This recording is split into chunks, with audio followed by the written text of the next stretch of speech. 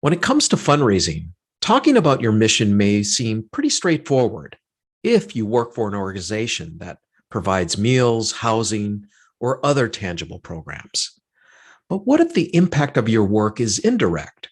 So, for example, if you're an advocacy group working to influence public opinion, how do you communicate the difference that donors are making by supporting your mission?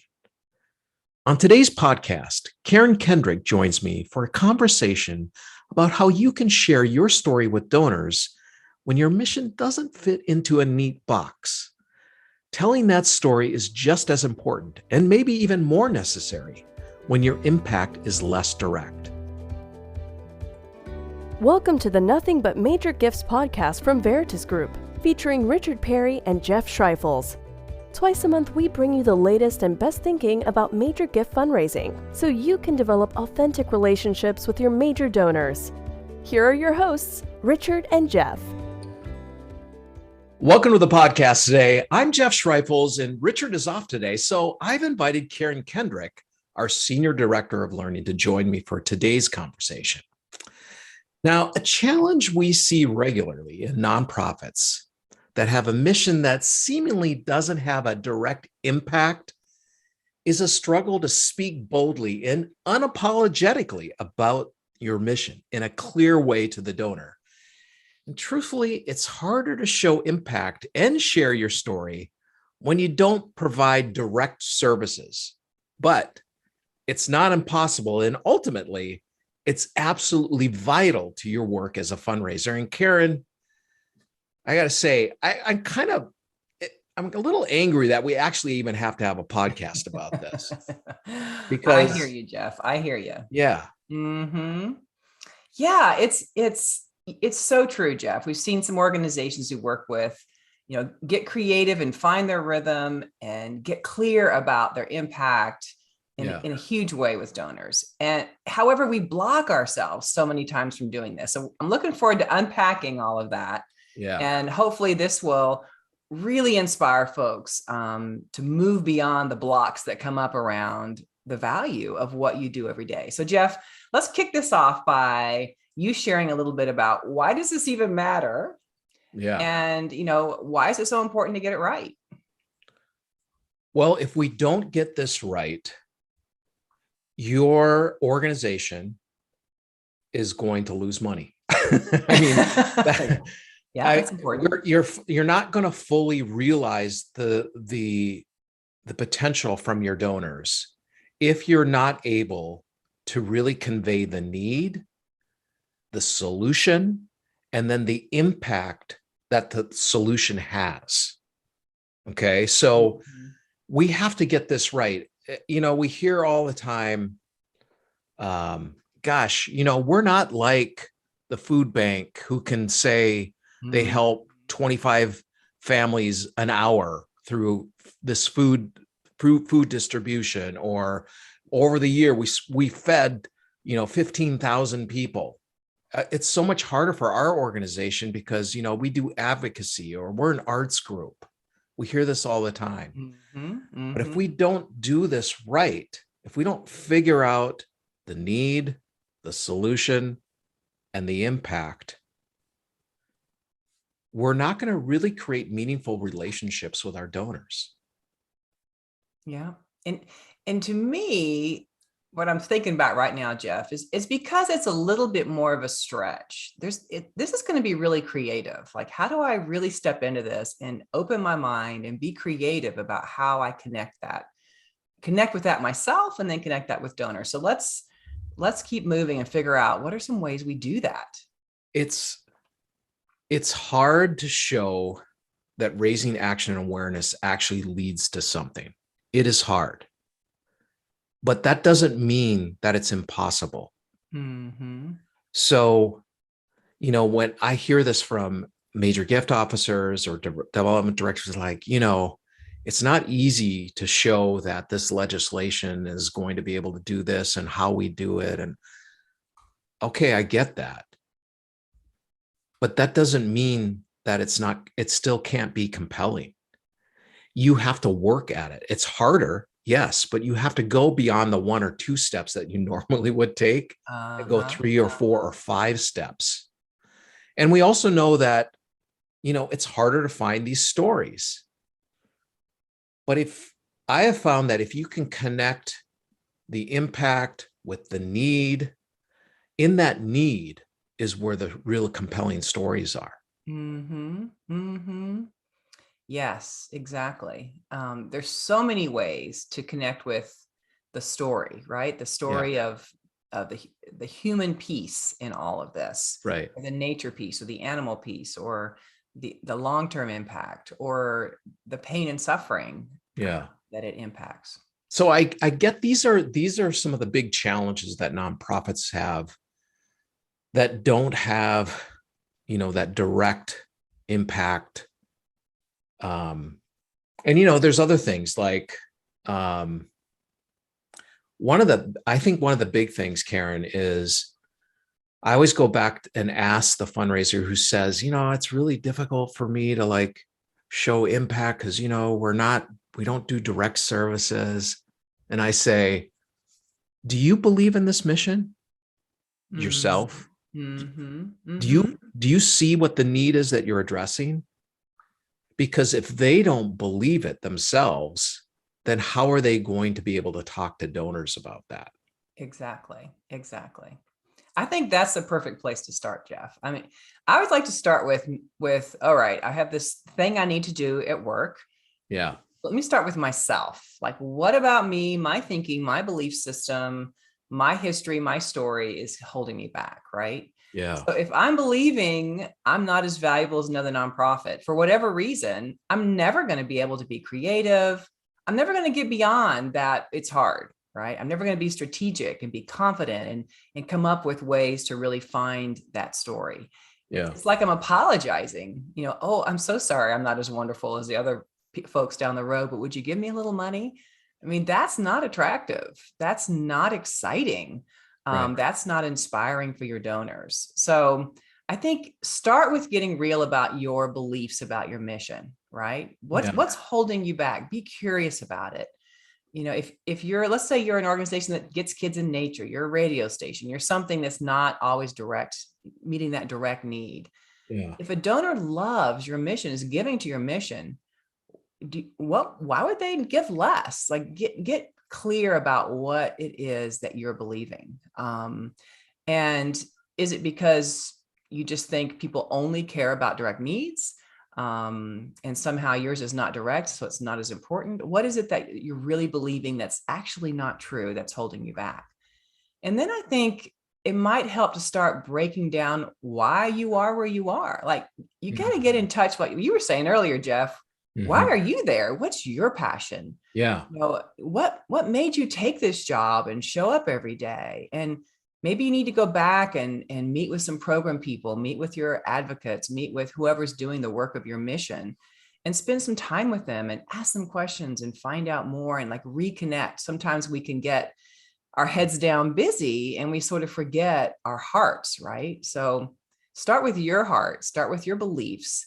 And then I think what I found really is powerful, Jeff, is to reach out. Let's say find 5 donors that you have a relationship with and go to them and say, sometimes I struggle because I know there's organizations that do direct services and we're kind of not quite in that sphere.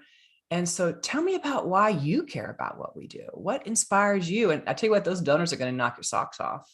Because they're going to, really ask them those great questions and have them re-inspire you and then share their stories with other donors.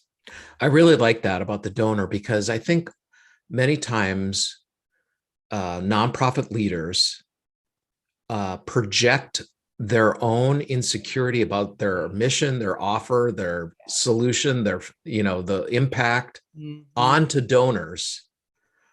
And they say, well, we're not like the organization down the block who's doing all this other stuff, like our donors just won't give the same amount types of gifts to our organization as that organization. And they make up all these stories in their head about why. And it's really their own insecurity about the whole thing. It's their own questions about the mission and the need that they're addressing. The thing is here is you have donors that care about what you do. They are with you, that the need, whatever your need you're working on, that needs to be addressed. They believe in what you do and how you address it. And they believe in the impact that you're making.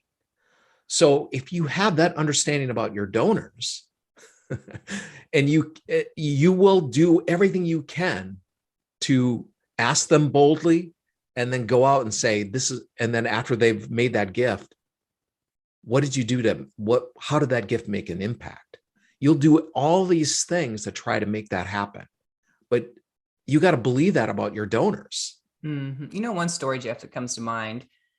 I was at a classical concert someone invited us to, and a donor got up and shared about, this was from connected with a radio station, shared about how they loved this organization so much. They gave to them significantly because when their wife was dying of cancer, the music that they brought to her was what sustained her. Yeah. And we forget that, I think we forget that humans need so much more than the basic pieces to be sustained. I remember a woman said, another story, a woman was saying to me, there was like a Christmas tree where women who were in poverty could put what they wanted, things they needed. Yeah. And a lot of them were putting things like, I want my nails done, my hair done. And she was like, wow, I thought they would put different things on there, like some basic needs. I'm like, but we're human. We have a wide variety of needs, right? We need those basic needs, obviously, but we need to feel beautiful. We need to feel valuable. We need music. We need the power of that, all those different parts in our lives to be fully human. And so to reconnect with that is a powerful thing. So in talking about donors, so how do you pursue understanding a donor's passions and interests when your mission isn't direct? Yes. So really, even if your mission's direct or indirect, I think it's the same way, Jeff. It's all about curiosity and listening and open-ended questions and being prepared with that. Because so many times we go to a donor, right? And even with the direct mission, it doesn't matter. Right. Tell me about why you started giving to our organization. And they'll say something like, I just think you all are great, or I really trust you, right? And then you're like, oh, I don't know what else to say. Yeah. And so learning how to get past that sort of overarching feedback, right, from donors, and to say things like, I love it that we've gained your trust. Would you tell me more about how we did that? Or they say, I think you all just great. Wonderful. I love that you have that positive connection with us. Through the years, what program we've been doing has drawn you or got your attention. And then if they say, I think they're all great. Well, we have these 3 different categories. Which category interests you the most? Start helping them unpack what their heart connection is by asking those open-ended questions and really being curious about, like, for example, let's say your advocacy, Jeff. Yeah. Be curious about, what outcome are they wanting in the world as a result of your advocacy work? And if that were to happen, how would the world be different? And where does their passion for that come from? What's the story behind that? Be curious about that. I'm sure you would find some really interesting heart connections from your donors. Or let's say the one I mentioned earlier about getting kids in nature, asking questions about what was your experience in nature as a kid? What does it mean to you now? What are you hoping it does or how it impacts kids in their future? And I think if you're able to not do the leading question thing, where you're leading donors down a path, but really sit back and be present to wherever a conversation goes with great questions, you're going to find out some really beautiful ways your donors' hearts are connected with the work you do. Yeah. Yeah. So, all right. So you start with yourself, you kind of unpack what's in your way. Yes. Reconnect your own passion, get some passion from donors, hear their stories, learn to really ask those questions. But what are some strategies organizations can use to communicate the impact, Jeff? Okay, now I got myself straight. How do I communicate that out? Yeah. Well, I think there's a number of ways. I think a big part that you could do is get third-party information about what you're doing, what's happening out in society. So you find outside of your own organization what are some statistics, things that are going on in the world that other people have written about, that helps the donor understand the need, but also the impact that your organization is making.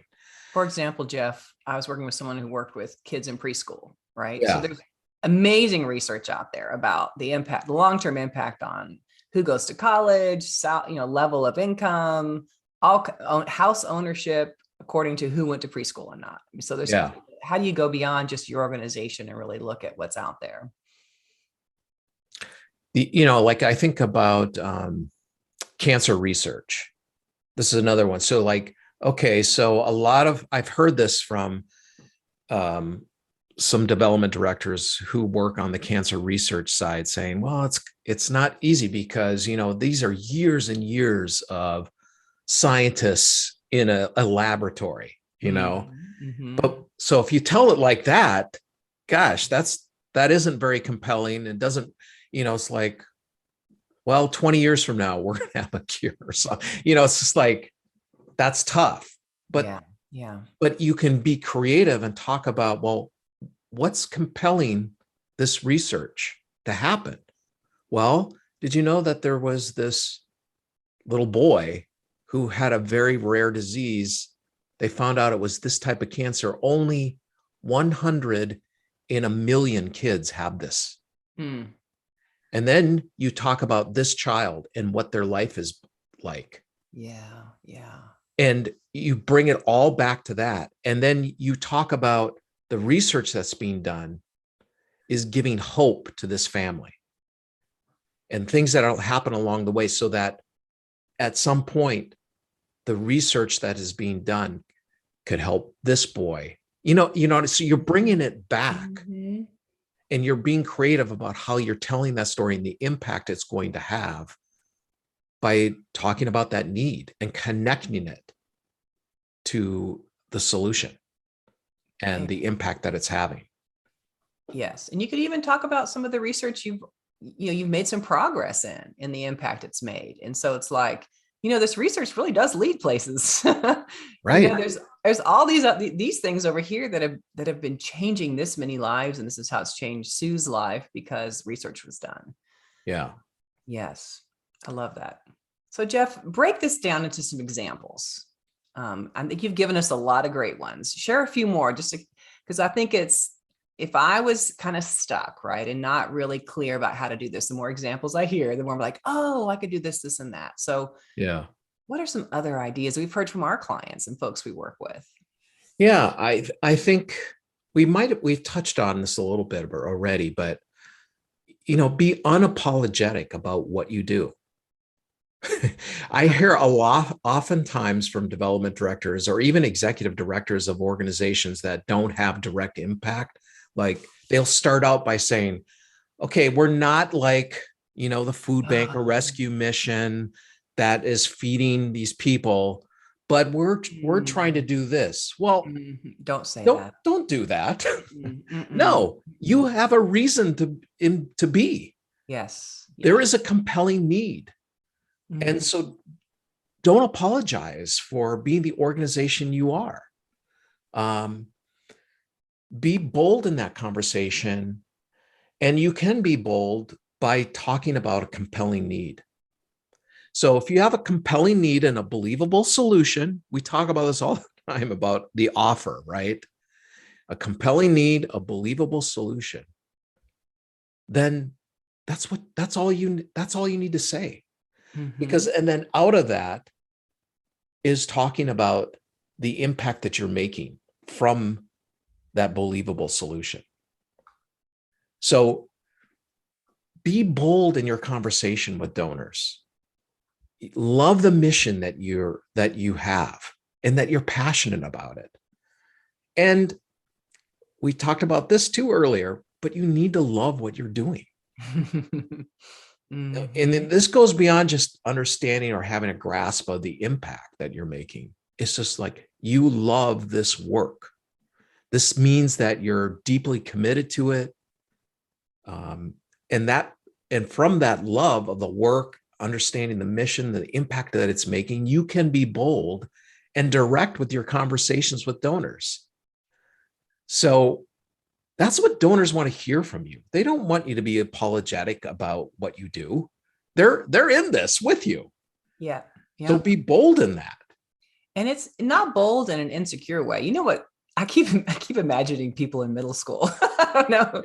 Yeah. Not being bold in a way that you feel insecure, so you're over the top, right? And you're Right. pushing, but like really grounded and present and excited and clear about your value, right? And Right. speaking from that passion and that heart in an authentic way. One client we worked with shared this is an advocacy group. They shared an update to donors about a recent bill that was passed. So they spoke to the need for the bill. They shared the story of how their advocacy team had been working tirelessly to move this issue forward.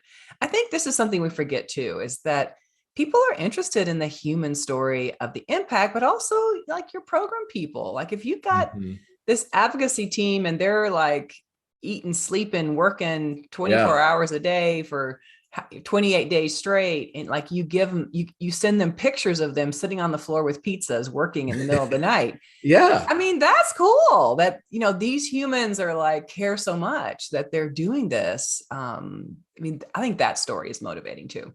So they spoke to the continued need and what was yet unfinished, but celebrated the big accomplishment. So like every little piece, even getting a bill in, whatever it is, every little step of the way, have donors feel like they're in there with you, right? So in cancer research, we mentioned this earlier, the American Cancer Society, another client of ours, this is a really cool one. They did a year-end impact statement where they broke their work out into discovery, advocacy, and patient support. And then they highlighted the achievements of that year in real specific numbers. So that was a powerful way to show the importance of each aspect of what they do and what they're able to achieve in partnership with donors. And like that would be a really cool piece to use with donors if you're really wanting to explore their passions, right? You sort of have discovery, advocacy, and patient support. Love that.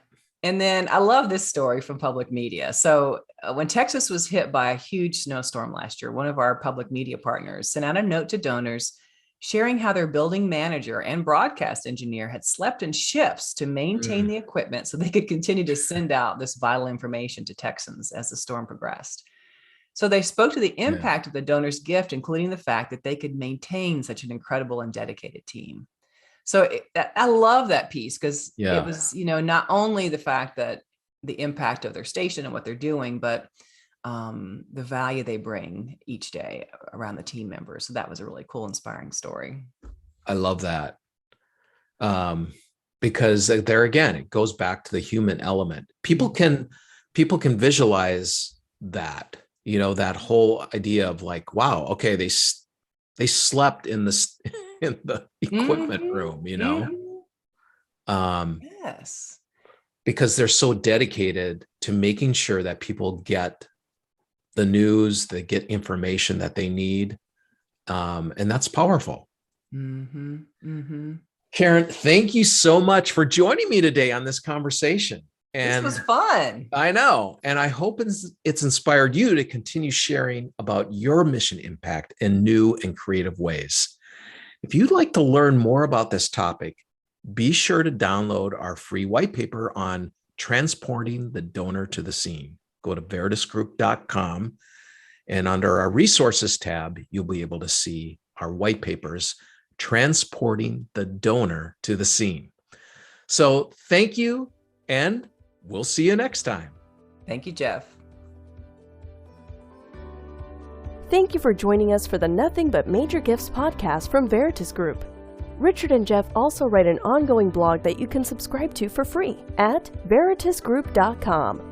Please join us again next time.